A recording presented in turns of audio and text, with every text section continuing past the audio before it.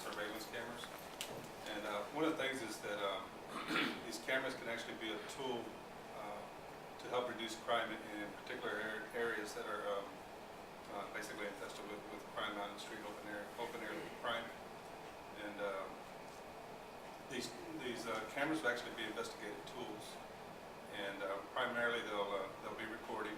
And if there's no need to go back to the recordings and looking at them, to either for investigative purposes or any type of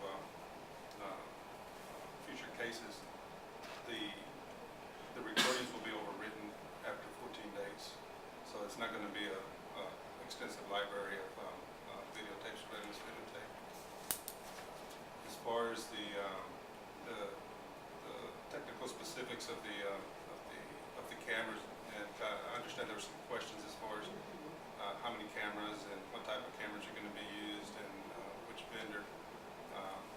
Lieutenant Pat Cochran came along here so we could discuss a little bit more of those issues. He's with the Police Technology Unit. They're the ones that will actually be implemented in this program.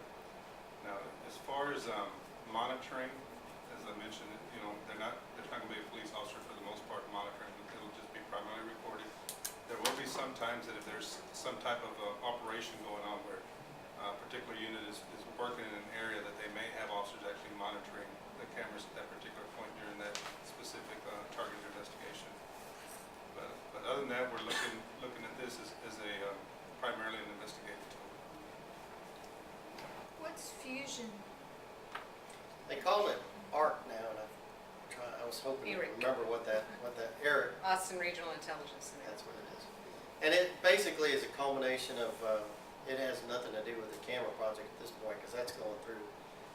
The Fusion Center is an area where they're bringing in the intelligence information and concentrating in an area so analysts can look at it and say we have a particular crime pattern in this area, so we can focus patrols in that particular area. So in actuality, it does have a lot to do with the Fusion Center because if you're using these for evidence collection, then it would go into that database because you're saying you're using these just to collect evidence on crimes, right?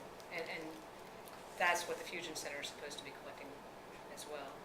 And considering the Fusion Center is a project with the federal government, and this is a project, a grant-funded effort that is from federal money, which has stipulations, they're certainly going to be connected because they're going to want y'all to use that same system.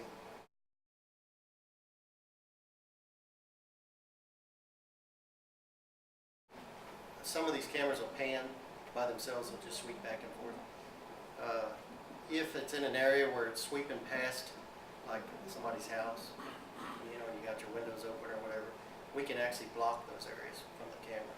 We have also these, they call them megapixel cameras, and they're just stationary, but they can encompass a real wide angle, and yet you can, through software, zoom in later on if you wanted to. Or if you were monitoring it, they act kind of like a pan-tilt zoom, but they don't move. They're a little bit more expensive, but they're a little bit better quality if you're not monitoring a camera, because the pan-tilt zoom, if somebody sees it, obviously they can just do whatever they're going to do while it's pointing in that direction. I'm not sure what you mean by facial recognition. Facial recognition. So will this be set up where if it picks, you've got certain people you're looking for and it picks them out, it responds or contacts you to let you know that they're in here? All modern cameras have the capability to do biometric if you buy the software packages that go with them, which we aren't planning on doing right now. We don't have any support for that at all. As far as technical support in the police department to do that. We have a mugshot system that's capable of facial recognition. We have the new digital in-car cameras will have that same capability. Everything has that.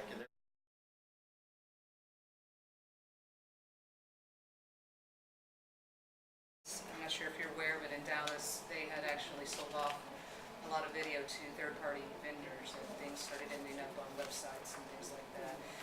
What privacy protections are we working on at APD to make sure that doesn't happen?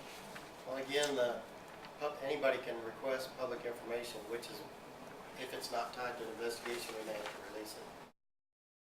If I were a victim of domestic violence and I did live near a camera, couldn't my ex just get a copy of every time I come and go and who's with me all the time? 'Cause That's possible. okay, Just to give you a sense of the timeline, the Commander Day actually told me they plan to have these up by about April, this coming April. So that assumes that they'll probably get the grant accepted here any minute, run it through council. January is when it's going. January, run it through council real quick. And then they'll be starting to put them out ASAP. So there's not much